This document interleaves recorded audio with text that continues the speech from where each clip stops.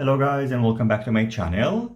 Today I'm going to check the Geelang Lightning 120X Toothpick style 3-inch micro racing quadcopter. In this video I'm going to quickly go over its features and specs, show you how to set it up, give you my feedback after testing it out, and show you some flight footage.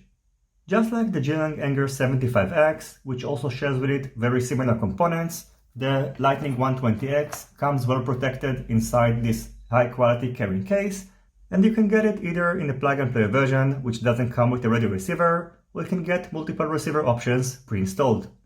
In terms of packaging, inside the carrying case you can find the Geelang Lightning 120X, the user's manual for the radio receiver and the quadcopter, two 3D printed TPU canopies and antenna mounts, a hex key and a Phillips screwdriver, a spare rubber band for securing the battery, and a spare set of HQ Prop 3-inch bi-bladed propellers, in addition to the one which is already pre-installed on the quadcopter. In terms of specs, the Lightning 120X features Geelang D12 H4 5000 kV motors, which according to the specs can handle up to 4S Lipo batteries, a 16 by 16 mm stack, which is based on a 12 ampere 4-in-1 BLLES ESC, and an F4 flight controller, which came pre-flashed with Betaflight 4.1.1, a 40 channels VTX that supports IRC tram protocol and has a selectable output strength of 25, 100 and 200 mV. It's using a UFL antenna connector, and on the back of the quadcopter, mounted inside this 3D printed TPU part, you can find a simple linear antenna. On the top you can find a very cool and also very bright LED strip. A very powerful buzzer is pre-soldered to the flight controller, and unfortunately we don't see this kind of buzzers in pre-built micros anymore. And I'm saying unfortunately because in case of a crash, the powerful buzzer is going to likely help to recover a quadcopter much faster than the sound of these pretty small motors, assuming your battery of course is still connected. The 120X is using an XT30 battery connector, and the battery is designed to be mounted on the bottom of the quadcopter using these rubber straps, which probably not going to survive for a long time, so they also give you the option to mount the battery on the bottom using normal battery Velcro straps. The RUNCAM Nano 2 nano-sized FPV camera is mounted inside this 3D printed TPU mount, which provides a little bit protection for the camera lens. Just like its name, the wheelbase of the frame is 120 mm.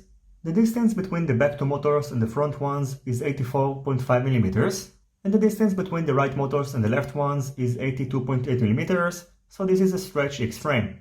The thickness of the bottom unibody plate is 2 mm, and the thickness of the top plate is only 1 mm. The weight of the 120X without a battery is 62.3 grams, including a GNB 520 mAh 2S LHV battery. It weighs 91.4 grams, and after adding this Geelang 450 mAh 3S LHV battery, it brings us to a total weight of 106.1 grams. Since setting up the Geelang Lightning 120X is identical to setting up the Anger 75X because they share the same stack, I'm actually not going to repeat the same setup procedure, and if you'd like to know more about it, you can simply check out my review of the Anger 75X in this link over here. Here is a quick rundown of the default settings, so you can see how the ports is configured.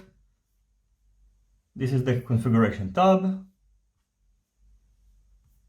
These are the power and battery settings, which are pretty much the default ones. These are the PID settings, and by the way, as always, I'm going to leave in the description box down below a link to Betaflight's dump file, so in case things go wrong, you can simply restore the default settings. You should note that if you have the FSky XM Plus or the AC900 receivers, under the receiver tab, set up the RSSI channel to auxiliary 12, and then you'll be able to see the RSSI value on your FPV feed in case you choose the RSSI value element under the OSD tab. After testing out the Geelang Lightning 120X, both indoors and outdoors, I can tell you that first of all, this is probably one of the most powerful 3-inch toothpick style quadcopters that you can currently get, and as you're about to see in the flight footage, this quadcopter is very agile and it can get very fast, especially when using it with 3S Lipo batteries. When flying the 120X outdoors, you can expect about 2.5 minutes of flight time when using the 2S battery, and about 3.5 minutes of flight time when using this 3S battery. When flying the 120X indoors, since it's very powerful, I had to limit my throttle, and I got close to 5 minutes of flight time when using it using the 3S battery, and actually when landing the quadcopter, the battery wasn't even empty.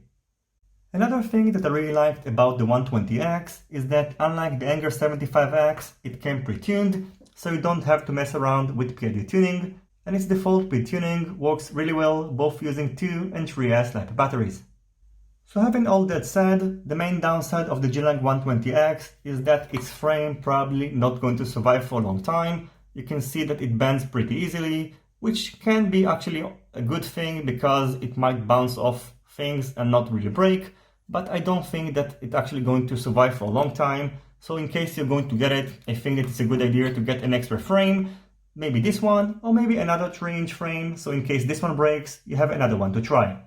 So overall, I can tell you that I really enjoyed flying the Geelang Lightning 120X, and I think that except its frame, it features very high quality components and flies great, so it will provide you with a good value for money. I'm going to wrap up this video with some flight footage, and as always, if you have any questions, feel free to ask them in the comments section down below. Don't forget to leave a thumbs up if you like this video, and consider subscribing to my channel and hitting the notifications bell if you're not already subscribed. See you on my next videos, and goodbye.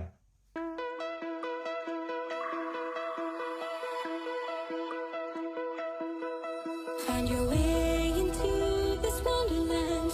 Cross the maze, the dark, the innocent. Chase the faith, the thrill, the heaven sent. I got your world upside down.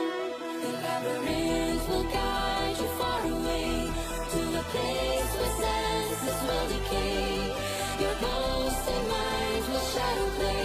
I got your world upside down.